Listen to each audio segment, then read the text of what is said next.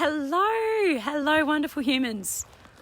I am Dr. Mary Barson from Real Life Medicine with a slightly croaky voice today, but I am getting better. As many of you know, Dr. Lucy and myself are weight loss doctors, lifestyle medicine doctors, really interested in helping people reclaim their health in a sustainable and holistic way, using real food, good nutrition, sleep, stress management, and the all-important mind management. This is what we love. This is what we do. And this week I've been talking about accountability with food, because it's all too easy to simply, have that drive-by or walk-by eating when you open the cupboard door to get something and you just have a handful of nuts, or you're walking by the fridge and you just have that extra cheese, or the biscuits at work. Food is everywhere and it's really easy to eat it in an unconscious kind of way. And so I've been talking about their accountability with this, and food journaling apps, photo apps. These are all things that came up.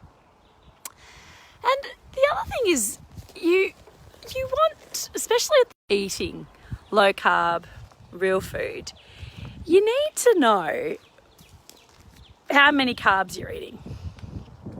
And there's a few ways to do this. You can simply, count them up.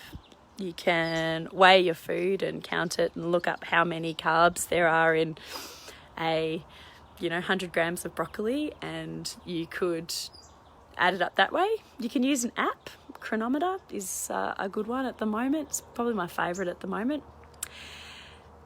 Different ways.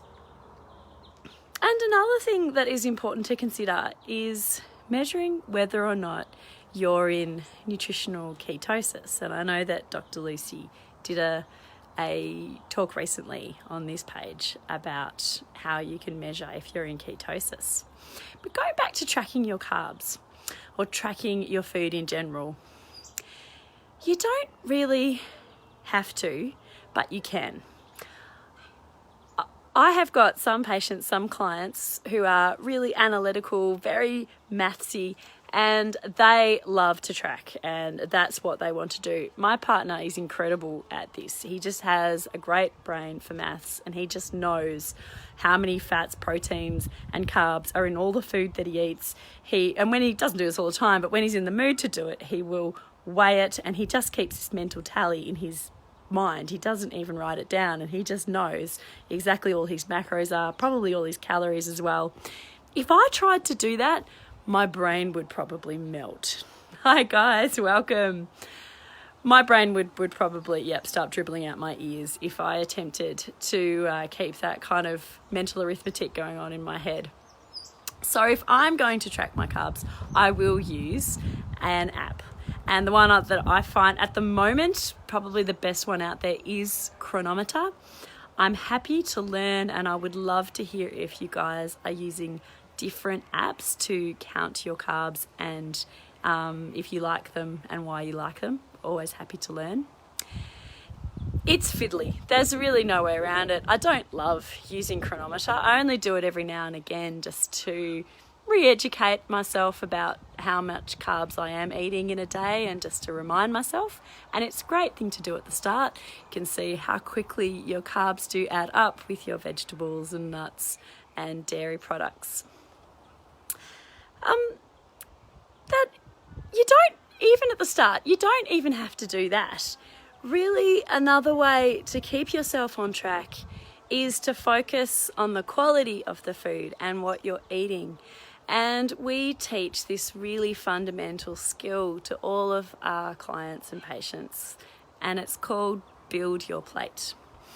And if you build your plate with good quality low carb foods, and we have a list of these good quality low carb foods that you can get from our website if you want, that if you use that and you build your plate in the way that we describe, then you'll be fine. You don't even have to count. You can just do that.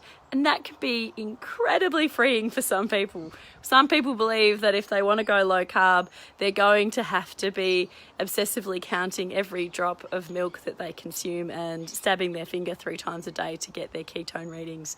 And no, you can do that, but you don't have to do that. And some people really wouldn't want to, and some people really do, and that's okay.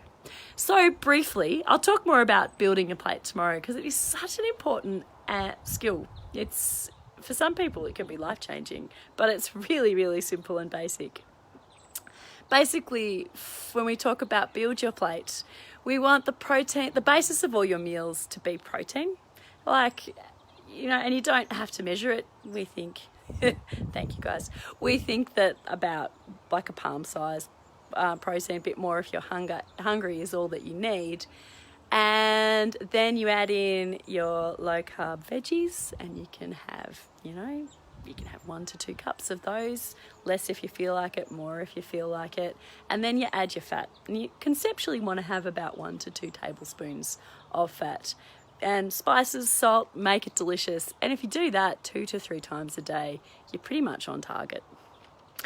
All right, that's all from me, guys. Keeping accountable with what you eat is important. Plan your meals. Be mindful of that walk by and drive by eating.